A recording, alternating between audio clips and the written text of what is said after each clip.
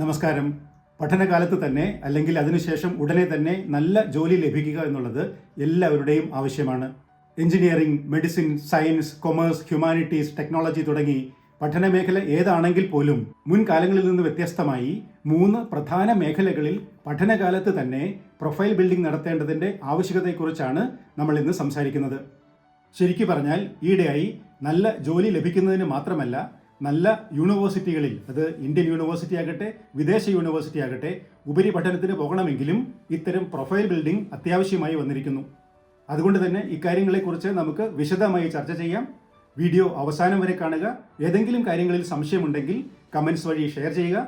നമുക്ക് അതിനുള്ള ഉത്തരങ്ങൾ തീർച്ചയായും നൽകുന്നതായിരിക്കും. ഓൾറൈറ്റ്, നമുക്ക് കാര്യത്തിലേക്ക് വരാം. Good marks and good personality for a good job എന്ന പഴയ രീതിയിൽ നിന്ന് മാറി good skills and good profile for a good job എന്ന രീതിയിലേക്ക് ഇന്നത്തെ കാലം മാറിയിരിക്കുന്നു. ഇതാണ് ഇന്ന് എല്ലാ സ്ഥാപനങ്ങളും അല്ലെങ്കിൽ യൂണിവേഴ്സിറ്റികളും അവരവരുടെ റിക്രൂട്ട്മെൻറ്റിനാകട്ടെ അല്ലെങ്കിൽ അഡ്മിഷനാകട്ടെ അവലംബിക്കുന്ന മാർഗം. ആദ്യമേ നമുക്ക് എന്തുകൊണ്ടാണ് ആദ്യം ഉണ്ടായിരുന്ന പേഴ്സണാലിറ്റി എന്ന കൺസെപ്റ്റിൽ നിന്ന് മാറി പ്രൊഫൈൽ എന്ന കൺസെപ്റ്റിലേക്ക് എത്തിയത് എന്ന് നോക്കാം. പേഴ്സണാലിറ്റിയും പ്രൊഫൈലും 2 വ്യത്യസ്തമായ യാഡ് സ്റ്റിക്കുകളാണെങ്കിൽ പോലും ഇവ തമ്മിൽ പരസ്പരം ബന്ധപ്പെട്ട് കിടക്കുന്നു എന്ന് പറയാം. എന്താണ് പേഴ്സണാലിറ്റി? പേഴ്സണാലിറ്റി എന്ന് പറഞ്ഞാൽ നമ്മുടെ ഒരു ഇന്നേറ്റ് ക്വാളിറ്റീസ് ആണ്. ഒരു ഇൻഡിവിജ്വലിൻ്റെ പേഴ്സണാലിറ്റി എന്ന് പറയുന്നത് അദ്ദേഹത്തിൻ്റെ sincerity, dedication, commitment, social commitment തുടങ്ങിയവ എല്ലാം ഉൾപ്പെടുന്ന ഇൻ ടോട്ടാലിറ്റി എ പേഴ്സൺ, അതാണ് വ്യക്തിത്വം അഥവാ പേഴ്സണാലിറ്റി എന്ന് പറയുന്നത്. നേരെ മറിച്ച് ഒരു വ്യക്തിയുടെ പ്രൊഫൈൽ എന്ന് പറയുന്നത് അദ്ദേഹം ചെയ്തതും ചെയ്തു വന്നിട്ടുള്ളതുമായ പ്രവൃത്തികളുടെ അഥവാ ആക്ടിവിറ്റീസിൻ്റെ ഒരു ഇൻ ടോട്ടൽ റെക്കോർഡ്സ്, അതാണ് ആ വ്യക്തിയുടെ പ്രൊഫൈൽ. ഉദാഹരണത്തിന്, for a student, if you are a student, പഠനകാലത്ത് ഏർപ്പെട്ടിട്ടുള്ള പ്രവൃത്തികൾ ഏതൊക്കെയാണ്, ഏതെല്ലാം ക്ലബ്ബുകളിൽ മെമ്പർമാരായിരുന്നു, ഏതെല്ലാം ആക്ടിവിറ്റീസിൽ ലീഡർഷിപ്പ് ഏറ്റെടുത്തിട്ടുണ്ട്, അഡീഷണലായി കോഴ്സുകൾ ഏതൊക്കെ ചെയ്തിട്ടുണ്ട് തുടങ്ങിയവയെല്ലാം ഉൾപ്പെടുന്ന ഒരു റെക്കോർഡ്, പഠനകാലത്തിൻ്റെ ആക്ടിവിറ്റീസിൻ്റെ ഒരു ടോട്ടൽ റെക്കോർഡ് ആയിരിക്കും ആ വിദ്യാർത്ഥിയുടെ പ്രൊഫൈൽ എന്ന് പറയുന്നത്. അപ്പോൾ പേഴ്സണാലിറ്റിയും പ്രൊഫൈലും തമ്മിലുള്ള വ്യത്യാസം മനസ്സിലായ സ്ഥിതിക്ക് നമുക്കിനി എന്തുകൊണ്ടാണ് പേഴ്സണാലിറ്റി അസസ്മെൻറ്റിന് പകരം പ്രൊഫൈൽ അസസ്മെൻറ്റിലേക്ക് കമ്പനികൾ മാറിയത് എന്ന് നോക്കാം. സാധാരണയായി റിക്രൂട്ട്മെൻറ്റ് പ്രോസസ്സിൻ്റെ ഭാഗമായി വരുന്നത് ടെസ്റ്റ്, ഇൻ്റർവ്യൂ ഇവയൊക്കെയാണ്. ഇത് വളരെ ചുരുങ്ങിയ സമയത്ത് നടക്കുന്ന ഒരു പ്രോസസ്സാണ്. ഈ ചുരുങ്ങിയ സമയത്തിനുള്ളിൽ ഒരാളുടെ വ്യക്തിത്വം അളക്കുക അഥവാ പേഴ്സണാലിറ്റി കണ്ടുപിടിക്കുക എന്ന് പറയുന്നത് അത്ര കൃത്യതയോടെ നടപ്പാക്കാൻ പറ്റുന്ന കാര്യമല്ല. പക്ഷേ അദ്ദേഹത്തിൻ്റെ പ്രൊഫൈൽ എടുത്ത് നോക്കിയാൽ, if you are a student, ആ പേഴ്സണാലിറ്റിയുടെ ഒരു ശരിയായ അസസ്മെൻറ്റ് നമുക്ക് സാധിക്കും. പേഴ്സണാലിറ്റിയുടെ ശരിയായ അസസ്മെൻറ്റ് മാത്രമല്ല, മറിച്ച് ആ സ്റ്റുഡൻറ്റിൻ്റെ സ്കിൽസ്, നോളജ്, ആപ്റ്റിറ്റ്യൂഡ്, ആറ്റിറ്റ്യൂഡ് എല്ലാത്തിനെയും കുറിച്ചുള്ള ഒരു കംപ്ലീറ്റ് അസസ്മെൻറ്റിന് ഈ പ്രൊഫൈൽ വളരെയധികം ഉപയോഗപ്രദമാണ്. It is because of this reason കമ്പനികളും യൂണിവേഴ്സിറ്റികളും പേഴ്സണാലിറ്റി അസസ്മെൻറ്റിന് പകരം പ്രൊഫൈൽ അസസ്മെൻറ്റ് നടത്തുന്നത്. അതുകൊണ്ട് dear students, let us not compromise on this. പഠനകാലത്ത് ശരിയായ പ്രൊഫൈൽ ബിൽഡ് ചെയ്യുന്നതിന് പ്രത്യേകം ശ്രദ്ധിച്ച് മുന്നോട്ട് പോകാം. അപ്പോൾ പിന്നെ പ്രൊഫൈൽ ബിൽഡിംഗ് എങ്ങനെയാണ് ചെയ്യേണ്ടത് എന്ന് നോക്കേണ്ടി വരും. പഠനകാലത്ത് പ്രധാനമായും 3 മേഖലകളിലാണ് പ്രൊഫൈൽ ബിൽഡിംഗ് ശ്രദ്ധിക്കേണ്ടത്: curricular activities, co curricular activities and extra curricular activities. പലപ്പോഴും ഈ 3 മേഖലകളെക്കുറിച്ചും ഈ 3 ഡൊമൈൻസിനെ കുറിച്ചും ധാരാളം കൺഫ്യൂഷൻസ് കണ്ടുവരാറുണ്ട്. ഇതിനെക്കുറിച്ച് കൺഫ്യൂഷൻസിൻ്റെ ആവശ്യമില്ല. കരിക്കുലർ ആക്ടിവിറ്റീസ് എന്ന് പറഞ്ഞാൽ പഠന സംബന്ധമായ ആക്ടിവിറ്റീസ്, കോ കരിക്കുലർ ആക്ടിവിറ്റീസ് പഠനത്തിന് അനുബന്ധമായ ആക്ടിവിറ്റീസ്, എക്സ്ട്രാ കരിക്കുലർ ആക്ടിവിറ്റീസ് പഠനത്തിന് ഇതരമായ പാഠ്യേതരമായ ആക്ടിവിറ്റീസ്. ഇത് 3ഉമാണ് നമ്മൾ ബിൽഡ് ചെയ്യേണ്ട പ്രൊഫൈലുകൾ.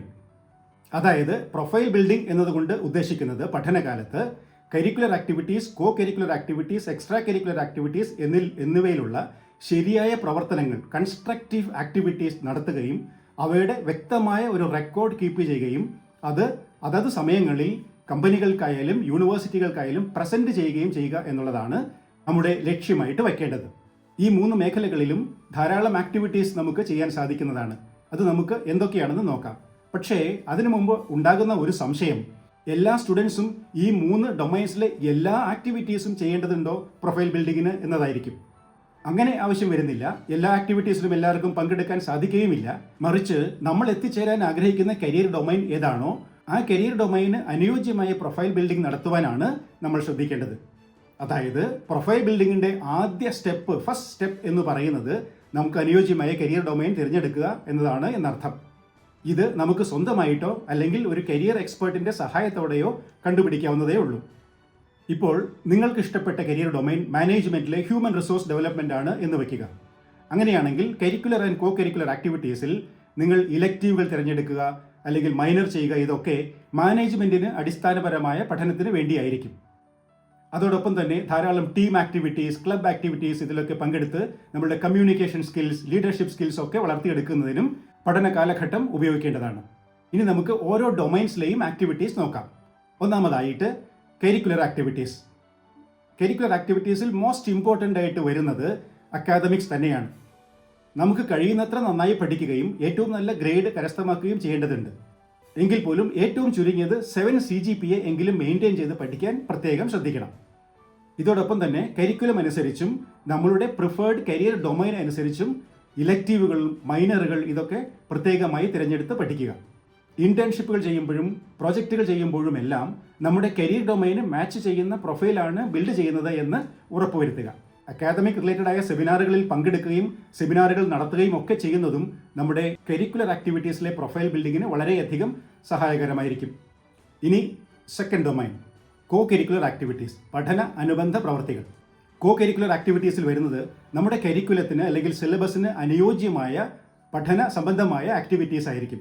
ഉദാഹരണത്തിന് ക്യാമ്പസുകളിലെ robotics club, mathematics club, economics club തുടങ്ങിയ വിവിധ സബ്ജക്റ്റ് ക്ലബ്ബുകളിൽ നമുക്ക് പങ്കാളികളാകാം. ഇതോടൊപ്പം തന്നെ അതാത് സമയങ്ങളിൽ വരുന്ന ഹാക്കത്തോൺസ്, ഇന്നോവേഷൻ കോമ്പറ്റീഷൻ ഒക്കെ പങ്കെടുക്കുകയും നമുക്ക് അനുയോജ്യമായിട്ടുള്ള ആഡ് ഓൺ കോഴ്സുകൾ, സർട്ടിഫിക്കേഷൻ കോഴ്സുകളൊക്കെ ഓൺലൈനായോ ഓഫ്ലൈനായോ ചെയ്യാവുന്നതാണ്. ക്യാമ്പസിലുള്ള debate club, public speaking club തുടങ്ങിയവയിൽ നിങ്ങളുടെ പങ്കാളിത്തം ഉറപ്പാക്കുന്നത് നന്നായിരിക്കും. ഇനി ഏറ്റവും പ്രധാനപ്പെട്ട ഒരു ക്ലബ്ബുണ്ട്, അത് നാഷണൽ സർവീസ് സ്കീമാണ്, NSS. ഈയിടെ പല യൂണിവേഴ്സിറ്റികളും കരിക്കുലത്തിൻ്റെ ഭാഗമായി തന്നെ NSS ആക്ടിവിറ്റീസ് ഉൾപ്പെടുത്തിയിട്ടുണ്ട്. അങ്ങനെ ക്രെഡിറ്റുകൾ നൽകുന്ന യൂണിവേഴ്സിറ്റികളിലാണെങ്കിൽ ഈ NSS ആക്ടിവിറ്റീസ് എല്ലാം കോ കരിക്കുലർ പ്രൊഫൈൽ ബിൽഡിങ്ങിൻ്റെ ഭാഗമായി ഉപയോഗപ്പെടുത്താം. Technical activities, non technical activities, leadership skill development activities തുടങ്ങി വിവിധ മേഖലകളിൽ NSS പ്രവർത്തിക്കുന്നുണ്ട്. മാത്രമല്ല സംസ്ഥാന തലത്തിലും നാഷണൽ ലെവലിലും സർട്ടിഫിക്കറ്റുകളും അവാർഡുകളും ഒക്കെ കരസ്ഥമാക്കാൻ സാധിച്ചാൽ അത് നമ്മുടെ പ്രൊഫൈലിൽ വലിയ വ്യത്യാസങ്ങൾ വരുത്തും എന്ന കാര്യത്തിൽ ഒരു സംശയവുമില്ല. അതുകൊണ്ട് തന്നെ ക്യാമ്പസിലെ NSS ആക്ടിവിറ്റീസിൽ പ്രത്യേകമായി പങ്കെടുക്കുവാൻ എല്ലാവരും ശ്രദ്ധിക്കണം. ഇനി NSS ആക്ടിവിറ്റീസ് യൂണിവേഴ്സിറ്റി കരിക്കുലത്തിൽ വരുന്നില്ല എങ്കിൽ പോലും ഇത്തരം ആക്ടിവിറ്റികൾ എക്സ്ട്രാ കരിക്കുലർ പ്രൊഫൈൽ ബിൽഡിങ്ങിന് നിങ്ങളെ സഹായിക്കുന്നതായിരിക്കും. ഇപ്പോൾ നമ്മൾ കരിക്കുലർ പ്രൊഫൈൽ ബിൽഡിങ്ങിനെ കുറിച്ച് പറഞ്ഞു, കോ കരിക്കുലർ പ്രൊഫൈൽ ബിൽഡിങ്ങിനെ കുറിച്ച് പറഞ്ഞു. ഇനി എക്സ്ട്രാ കരിക്കുലർ പ്രൊഫൈൽ ബിൽഡിങ്ങിലേക്ക് വരാം. എക്സ്ട്രാ കരിക്കുലർ ആക്ടിവിറ്റീസ് അഥവാ പാഠ്യേതര ആക്ടിവിറ്റീസ്, ഇത് മിക്കവാറും എല്ലാവർക്കും വളരെ ഇൻട്രസ്റ്റിംഗ് ആയിട്ടുള്ള ഒരു ഏരിയയാണ്. നമ്മുടെ sports activities, athletics, cultural activities, entrepreneurship development സെല്ലുകൾ, ഇന്നോവേഷൻ ക്ലബ്ബുകൾ, സ്റ്റാർട്ടപ്പ് ക്ലബ്ബുകൾ, സോഷ്യൽ മീഡിയ ക്ലബ്ബുകൾ, student senate leadership activities, campus event management activities തുടങ്ങി വിവിധങ്ങളായ മേഖലകളിൽ നമ്മുടെ പ്രൊഫൈൽ ബിൽഡ് ചെയ്യുക.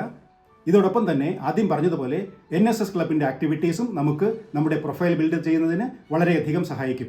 ചുരുക്കി പറഞ്ഞാൽ നമ്മൾ തിരഞ്ഞെടുത്ത കരിയർ ഡൊമൈനിൽ പഠനകാലത്ത് തന്നെ 3 വ്യത്യസ്ത മേഖലകളിൽ, curricular, co curricular, extra curricular മേഖലകളിൽ നമ്മുടെ പ്രൊഫൈൽ ശരിയായ രീതിയിൽ ബിൽഡ് ചെയ്ത് കഴിഞ്ഞാൽ നമുക്ക് അനുയോജ്യമായ ജോലി ഡിഗ്രി പഠനത്തിന് ശേഷം തന്നെ ലഭിക്കുവാൻ സാധിക്കുന്നതാണ്. അതായത് നമുക്ക് അനുയോജ്യമായ കരിയർ ഡൊമൈൻ ആദ്യം തന്നെ തിരഞ്ഞെടുക്കുകയും അതിനനുസരിച്ചിട്ടുള്ള പ്രൊഫൈൽ ബിൽഡിംഗ് പഠനകാലത്ത് തന്നെ നടത്തുകയും ചെയ്യേണ്ടത് അത്യാവശ്യമാണ് എന്ന കാര്യം മനസ്സിലാക്കുക. ഇങ്ങനെ ശരിയായ അക്കാദമിക നിലവാരം പുലർത്തുകയും ശരിയായ പ്രൊഫൈൽ ബിൽഡ് ചെയ്യുകയും ചെയ്ത് നിങ്ങൾക്ക് അനുയോജ്യമായ ജോലി കരസ്ഥമാക്കുന്നതിനും അല്ലെങ്കിൽ ഉപരിപഠന മേഖലയിൽ അഡ്മിഷൻ കിട്ടുന്നതിനും സാധിക്കട്ടെ എന്ന് ആഗ്രഹിക്കുന്നു. ഇതുവരെ പറഞ്ഞ വിഷയങ്ങളിൽ എവിടെയെങ്കിലും സംശയങ്ങളുണ്ടെങ്കിൽ കമൻറ്റ് വഴി ഷെയർ ചെയ്യുക. നമുക്കതിനു വേണ്ട മറുപടികൾ നൽകാം. എല്ലാവർക്കും നിങ്ങൾക്ക് ഇഷ്ടപ്പെട്ട മേഖലകളിൽ സക്സസ് ആഗ്രഹിച്ചുകൊണ്ട് നിർത്തുന്നു. Thank you so much.